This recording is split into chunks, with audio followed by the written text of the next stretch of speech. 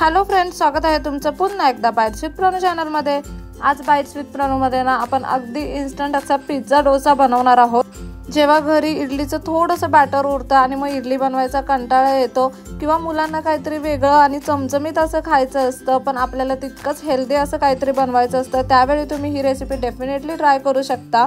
आता पिझ्झा डोसा बनवण्यासाठी आपण हे इडलीचं बॅटर घेतलेलं आहे। यामध्ये थोडंसं पाणी टाकून थोडंसं रनिंग कन्सिस्टन्सीमध्ये आपण हे बॅटर तयार करून घेणार आहोत। यामध्ये मीठ आपण ऑलरेडी टाकलेलं आहे।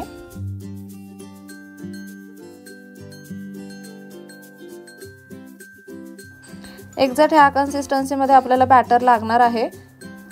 आता काय करायचं आहे, एक तवा घ्यायचा आहे। जो डोस्यांसाठी तवा घेतो तोच तवा आपल्याला इथे घ्यायचा आहे। तवा छान असा गरम झाला की त्यावरती थोडासा पाण्याचा हपका मारायचा आहे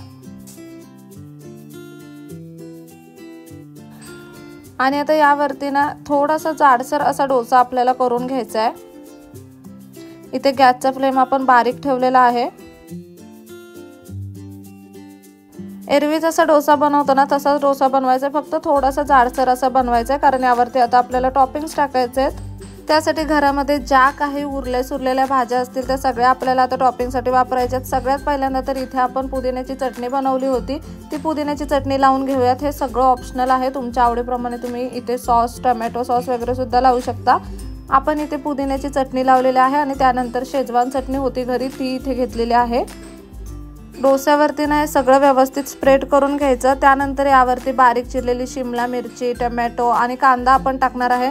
तुमच्याकडे जर घरी गाजर असेल, कोबी असेल तर तुम्ही ते सुद्धा टाकू शकता, बीट टाकू शकता। तुमच्या आवडीप्रमाणे टॉपिंग तुम्ही यामध्ये ॲड करू शकता, जेणेकरून मुलांच्या पोटामध्ये भाज्या जातील। कॉर्न वगैरे असतील तर ते सुद्धा ॲड करू शकता।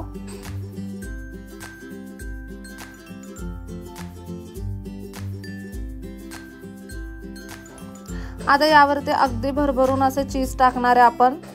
मुलं चीज फार आवडीने खातात, त्याच्यामुळे व्यवस्थित क्वांटिटीमध्ये आपण इथे चीज वापरलेला आहे।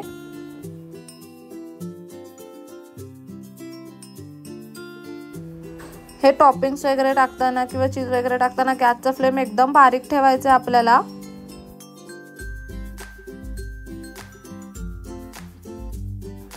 आता ना आपण कढईने बटर सोडून घेणार आहोत। भरभरून असं बटर आपण यामध्ये टाकलेलं आहे, जेणेकरून डोसा अगदी क्रिस्पी बनेल, कुरकुरीत बनेल।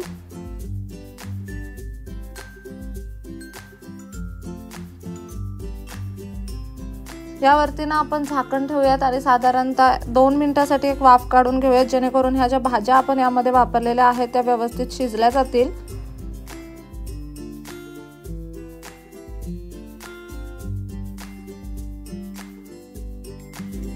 साधारणतः 2 ते 3 मिनिटांसाठी आपण वाफ काढून घेतलेली आहे।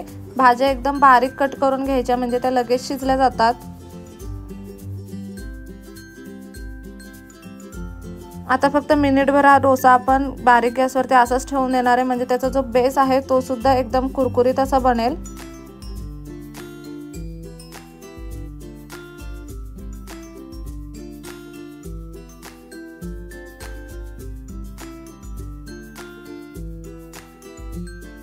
अगदी गरमागरम असा पिझ्झा डोसा इथे बनवून तयार आहे। एकदम भारी दिसतोय दिसायला। वरून आपण थोडेसे चिली फ्लेक्स टाकणार आहोत। सिरियसली तुम्ही जर अजून ही रेसिपी घरी ट्राय केली नसेल ना तर एकदा नक्की ही रेसिपी घरी ट्राय करा। गरमागरम खायला हा डोसा खरंच खूप छान लागतो।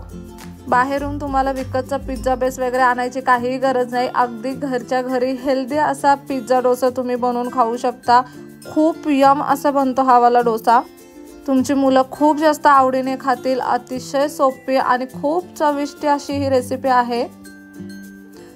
नक्कीच ही रेसिपी घरी ट्राय करा। व्हिडिओ कसा वाटला कमेंट बॉक्समध्ये नक्की सांगा। चला तर मग पुन्हा भेटूयात अशाच एका नवीन व्हिडिओ सोबत। तोपर्यंत मस्त खा, भरपूर फिरा आणि आनंदी रहा।